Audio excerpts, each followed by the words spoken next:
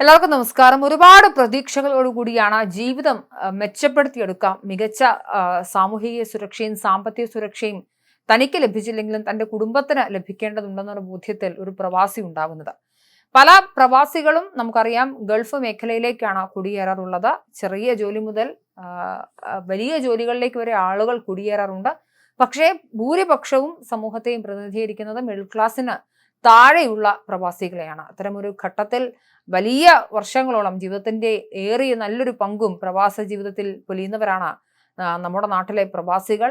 അത്തരത്തിലുള്ള ആളുകൾ പലപ്പോഴും നാട്ടിലെത്തുന്നതിന് തലേദിവസമൊക്കെ മരണപ്പെടുന്നതും അപകടത്തിൽ മരിക്കുന്നതുമൊക്കെ വാർത്തയാകാറുണ്ടെങ്കിലും ഇന്ന് സംസാരിക്കാനുള്ളത് പ്രവാസിയെ 24 വർഷം പ്രവാസ ജീവിതം അനുഷ്ഠിച്ച ഒരു വ്യക്തിയുടെ മൃതദേഹം ബന്ധുക്കൾ ഏറ്റെടുക്കാൻ തയ്യാറായില്ല എന്നൊരു വാർത്തയാണ്. സാമൂഹ്യ പ്രവർത്തകനായ അഷ്റഫ് താമരശ്ശേരിയാണ് അതേപോലൊരു കുറിപ്പുമായി രംഗത്തെത്തിയത്. അദ്ദേഹത്തിന്റെ ഫേസ്ബുക്ക് അക്കൗണ്ടിലാണ് കുറിപ്പ് എഴുതിയിരിക്കുന്നത്.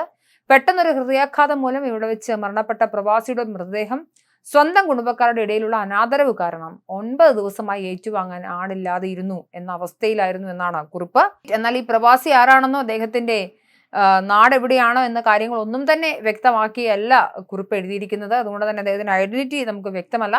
പക്ഷെ ആരുടെയും ഹൃദയം അലിയിപ്പിക്കുന്ന തരത്തിലുള്ള ഒരു കുറിപ്പായിരുന്നു. കുറിപ്പിന്റെ പൂർണ്ണരൂപം ഇങ്ങനെയാണ്: ഇക്കഴിഞ്ഞ ദിവസം കയറ്റിവിട്ട മൃതദേഹങ്ങളിൽ ഒരു മൃതദേഹം മരിച്ചിട്ട് 9 ദിവസം കഴിഞ്ഞിട്ടാണ് കയറ്റിവിട്ടത്. കാരണം നാട്ടിൽ വീട്ടുകാർക്ക് വേണ്ട അത്രേ. ബന്ധുക്കളിൽ ചിലർ പറയും കൊണ്ടുവരേണ്ട, വേറെ ചിലർ പറയും കൊണ്ടുവരാൻ. അങ്ങനെ സ്വന്തം കുടുംബക്കാരുടെ ഇടയിലുള്ള അനാദരവ് കാരണം ഈ മൃതദേഹം 9 ദിവസമായി ഏറ്റുവാങ്ങാൻ ആളില്ലാതെയുള്ള അവസ്ഥയിലായിരുന്നു. എന്തിനാ മക്കളെ ഇങ്ങനെയൊക്കെയുള്ള വാശിയും വെറുപ്പും വിദ്വേഷവും വയ്ക്കുന്നത്? നാളെ ഓരോരുത്തർക്കും ഈ ലോകം വിട്ടു പോകേണ്ടി വരും എന്ന് ഇടയ്ക്കിടെ ഒന്നോർക്കുന്നത് നന്നായിരിക്കും. ഇദ്ദേഹം നീണ്ട 24 വർഷങ്ങളായി പ്രവാസ ലോകത്ത് സ്വന്തം ശരീരം പോലും നോക്കാതെ തന്റെ കുടുംബം നല്ല രീതിയിൽ പോകണം, തന്റെ ബന്ധുക്കൾ സുഖമായിരിക്കണം എന്ന ഉദ്ദേശത്തോടെ കഠിനാധ്വാനം ചെയ്ത് കുടുംബത്തെയും ബന്ധുക്കളെയും നന്നായി നോക്കി നിന്നിരുന്ന വ്യക്തിയാണ്. പെട്ടെന്നൊരു ഹൃദയാഘാതം മൂലം ഇവിടെ വെച്ച് മരണപ്പെട്ടു. എന്നിട്ടോ വിവരം അറിഞ്ഞ കുടുംബക്കാർ പറയുകയാണ്, ഇനി ആ മൃതദേഹം ഞങ്ങൾക്ക് വേണ്ട പോലും. ഇനി ഒരിക്കലും അദ്ദേഹത്തിന്റെ കയ്യിൽ നിന്ന് പണമോ മറ്റ് സൗകര്യങ്ങളോ ഒന്നും തന്നെ കിട്ടില്ലല്ലോ.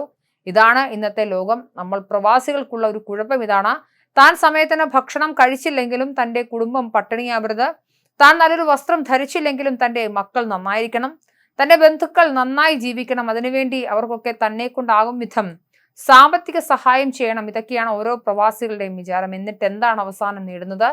എല്ലാവരുമായുള്ള അവഗണനകൾ മാത്രം. എല്ലാം ഊറ്റിക്കുടിച്ച് അവസാനം കരിമ്പിൻചണ്ടി പോലെയാകുമ്പോൾ ദൂരെ വലിച്ചെറിയും. ഇതല്ലേ പ്രവാസിയുടെ അവസ്ഥ? ഇനിയെങ്കിലും പ്രവാസികളും പ്രവാസികളുടെ കുടുംബവും മാറി ചിന്തിക്കേണ്ട സമയം വൈകിട്ടൊന്നുമില്ല.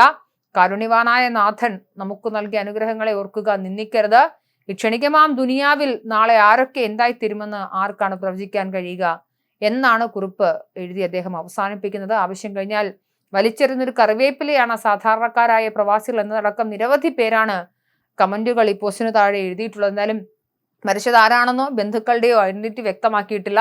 പക്ഷെ ഒരുപാട് പ്രവാസികൾ തങ്ങളുടെ അനുഭവമായി കമന്റ് ബോക്സുകളിൽ വന്നിട്ടുണ്ട്. പലരും തങ്ങളുടെ ഇഷ്ടങ്ങളൊക്കെ മാറ്റി വെച്ചാണ് നാട്ടിലെ തങ്ങളുടെ കുടുംബത്തിന് നല്ലതുണ്ടാവട്ടെ എന്ന് വിചാരിച്ച് പ്രവാസ ജീവിതം അനുഷ്ഠിക്കുന്നത്. പലർക്കും പ്രവാസ ജീവിതം ഇഷ്ടമല്ലെങ്കിൽ പോലും അത് പോറ്റി പുലർത്തേണ്ടി വരുന്നത് ഒരു വലിയ കുടുംബത്തെ ആണല്ലോ എന്നൊരു ബോധ്യമാണ് പ്രവാസ ജീവിതത്തിന്റെ കഷ്ടപ്പാടൊക്കെ അനുഭവിച്ചോടെ നിർത്താൻ അവരെ പ്രേരിപ്പിക്കുന്നത്. എന്തായാലും അത്തരം ഒരു ഹൃദയം നുറുങ്ങുന്ന കുറിപ്പാണ് നമ്മൾ വായിച്ചത്.